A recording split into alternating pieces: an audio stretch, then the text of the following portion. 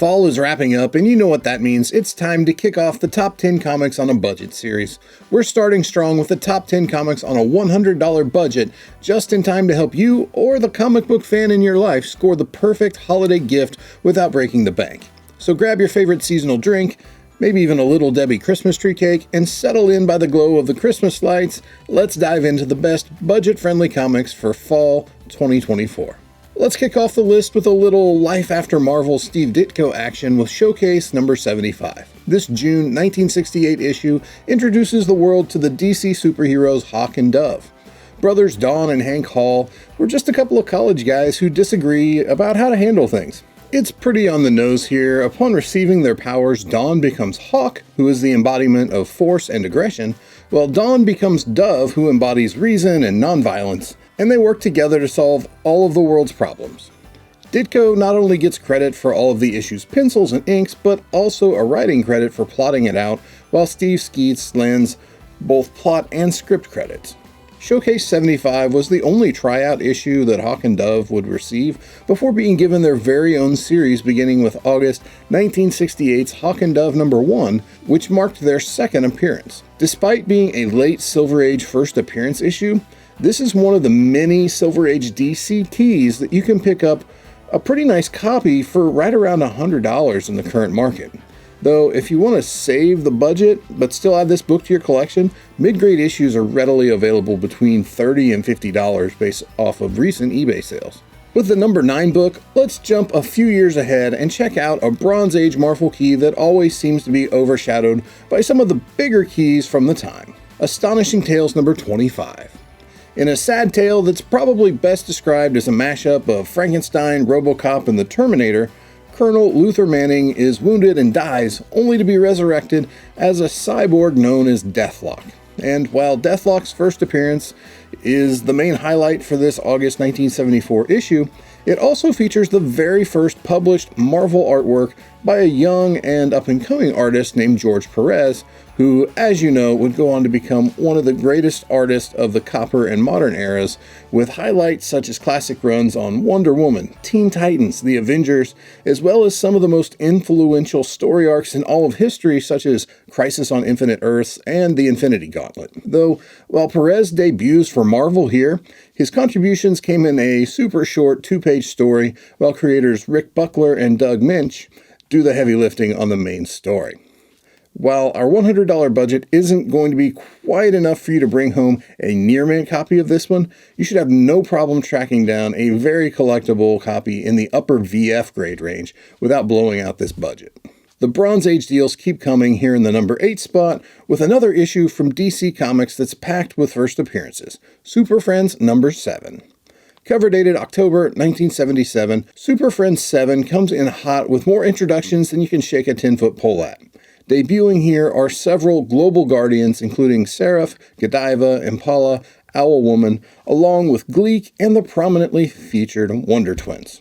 Appearing in the September 10th, 1977 episode Joyride of the all-new Super Friends Hour show, Super Friends 7 paved the way for the twins as this issue actually hit the stands on July 12th. 1977. Allegedly, DC Studios is working on developing a Wonder Twins project for HBO Max. While that may or may not happen, there are still plenty of Super Friends fans out there chasing down this issue, which is the most expensive issue in the entire 47-issue series. This is another book where we're going to have to settle a bit as far as grade goes to stay on budget. But like our last book, a VF range raw copy is still very attainable for $100 based on recent sales. And with this issue's primarily white front cover and back cover as well, this may be a book that you can go into looking to put some work in, maybe work some magic via clean and press to make your budget stretch even further by manufacturing a little equity. Moving right on down the list, we find a book that has received a nice bump in recent months as the Robert Downey Jr. Dr. Doom hype train has gained speed. Our number 7 book is What If? Iron Man Demon in an Armor number 1. Cover dated February 2011. This What If issue has a bit of that Simpsons Nostradamus magic happening here as we step into a world where Tony Stark and Victor Doom have switched bodies and we wind up with Stark Doom and Doom Iron Man. Now, that may just be our experience because we know RDJ has been Iron Man, but still, I guess doing a whole Cage Travolta face-off thing would have just been too much, even for a T+ rated book. Oh well. The cover for this one may look familiar, as it is a direct cover swipe of Iron Man 128, and I've got to say, my absolute favorite factoid about this book is that the original cover artist for Iron Man 128, Bob Layton, he got the call to reimagine this classic cover for this issue of What If. But it doesn't end there, as Layton also gets a writing credit for the issue, along with David Michelinie, while artist Graham Nolan handled the interior art for the cover story. Also worth mentioning is that one of the backup stories is a page from the fan favorite Scotty Young, What If the Venom symbiote possessed Deadpool story. Recent sales have been somewhat erratic, but they seem to average out around the $75 to $80 mark, with some going for more and others going for less. Up next, we have a book that is undervalued for some reason, and I can't help but be reminded of another book that used to be just like it. The number 6 book is Forever People #1. Roughly 15 years ago, a little book called Iron Man 55 wasn't getting much attention from comic collectors. Extremely high-grade copies could be bought on our $100 budget, and believe me, I did just that. And ironically, Thanos, who made his first appearance in Iron Man 55, was a bit of a ripoff of the villain that makes their first full appearance here in Forever People #1. Darkseid. That's right. After a couple of extremely crappy cameos, and fight me if you want to, they suck, Darkseid finally makes a full appearance alongside the Mother Boxes, Infinity Man, and the Forever People themselves. Basically, DC had finally wooed Jack Kirby, who wrote and drew this issue, away from Marvel, and they were trying to get everything out of him they could as fast as they possibly could. Jimmy Olsen 134 may be the money book when it comes to Darkseid, but Forever People #1 is a great budget-friendly alternative, as you can snag higher-end VF or lower-end near-mint copies based on recent sales and still stick to our $100 budget. Now, when thinking of major villains, the big bads of the DC universe, few rival Darkseid, and I don't think we've seen the last of him on the big screen. Well, things aren't looking that great for Captain America: Brave New World, but I'm not going to let that get me down because I'm still extremely excited to see the MCU reach all the way back to the Incredible Hulk and pay off a seed that was planted back in 2008. That's right, the leader is officially coming to the MCU, and to celebrate his impending arrival, we're going to talk about a classic leader issue here in the number 5 spot as we check out Tales to Astonish number 64. Cover dated February 1965, TTA 64 is rocking a couple of notable second appearances, which is kind of a weird reason for a book to be considered a key. Both the Giant Man and Incredible Hulk features include villains who are making just their second appearance. Atuma, having made his first appearance in Fantastic Four 33 over in the Giant Man story, and the Leader, whose first full appearance occurred in the preceding issue for the Hulk story. On top of that, this is also the Leader's first cover appearance. Sort of. Unfortunately for us, Tales to Astonish was on a long run of straight-up crap covers that were split between the two starring heroes. This would be something that would continue on until Hulk and Namor started alternating covers, beginning with issue 71. The Hulk story was written by Stan Lee and drawn by Steve Ditko, while the Giant Man story was written by Leon Lazarus and drawn by Carl Burgos. As with most 1964 Marvel issues, you're going to see a lot more comps for lower grade copies, with higher grade examples being fewer and further between, and that's what I'm seeing here, as of late especially. Though the way the Silver Age market is right now, and the lack of excitement for Brave New World on top of that, I suspect you should be able to bring home a VF range copy of TTA 64 for $100 or less without much problem. Rolling on up to the number 4 spot, we find a Silver Age Batman book that will help you get acquainted with a number of the women in the Bat's life, as Batman 208 asks the all-important question, who is the most important woman in Batman's life? This 80-page giant, which is short for notoriously hard to find and high-grade square-bound issue, is cover dated January-February 1969, and it features a number of stories that focus in on the ladies in Batman's world, with the most noteworthy of those being partial reprints of Batman 181 and Detective Comics 359 that feature the first appearances of Poison Ivy and Batgirl, respectively. Bat 208 is wrapped up in a Nick Cardy cover, and if that name sounds familiar, he did a lot of really great work in the Silver Age Aquaman title before knocking several Bronze Age horror covers out of the park for DC in the 1970s. The real appeal of the issue, however, is the chance to pick up those early reprints of some of the more expensive Silver Age Batman stories out there. On our $100 budget, you can bring home what's likely a lower-end near-mint range copy of this book, whereas you're looking at multiple hundreds of dollars to bring home very low-grade copies of either Bat 181 or Tech 359. Let's jump back into the 21st century for the number 3 book, where we will find a sultry J. Scott Campbell piece gracing the cover of Amazing Spider-Man 607. Cover dated November 2009, ASM 607 is one of the top 4 or 5 A-cover issues of Amazing Spider-Man value-wise since the end of Amazing Spider-Man Volume Number 1. Trailing highlights such as the 9/11 tribute in ASM Volume 2, Number 36, or the first appearance of Silk in ASM Volume 3, Number 4. And at the top of that list, we actually will find another J. Scott Campbell cover with Amazing Spider-Man 601. Now, under this steamy Black Cat cover, we find part 2 of the long-term arrangement arc written by Joe I Made Deadpool Cool Kelly and the artist Mike McCone. The story sees our favorite webhead and his favorite feline friend reviving some past romantic feelings, because remember, at this point in time, we're in that crappy part of the timeline where one more day just happened. Peter traded his marriage to MJ for Aunt May's life and a deal with the devil of the Marvel Universe, Mephisto. But other than that, all is well. Raw sales for near mint range copies of this issue tend to run between $75 if you've got better luck than me, and $100 on the high end, which is where I typically wind up getting stuck, with most of those sales ranging between $85 and $90.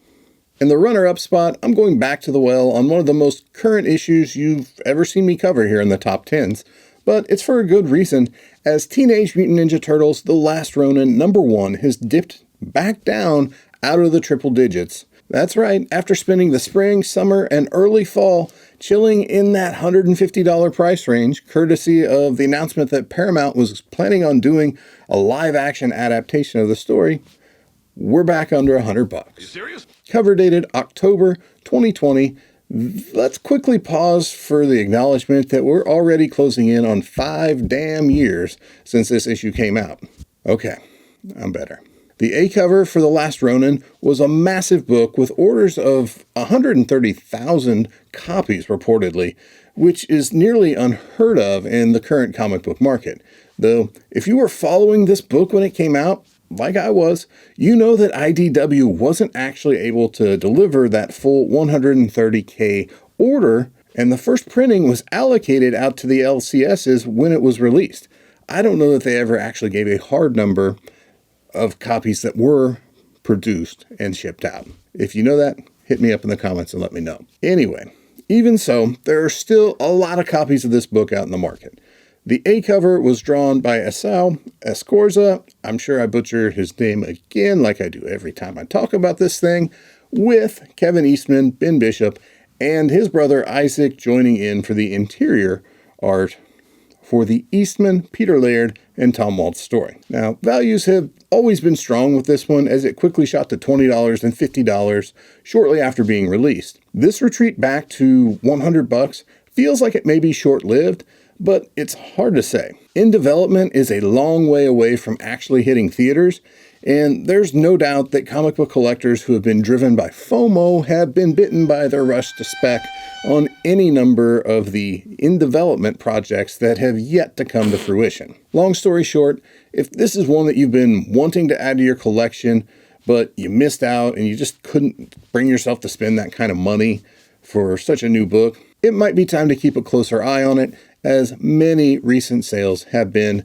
in that $90 to $100 range. Topping the top 10 comics on a $100 budget for the fall of 2024 is a book that is literally back from the dead. Courtesy of X-Men 97, our #1 book, X-Factor 6, has been pulled off the rubbish pile of the Copper Age of comics. Cover dated July 1986, X-Factor 6 gives us the first full and first cover appearance of Apocalypse.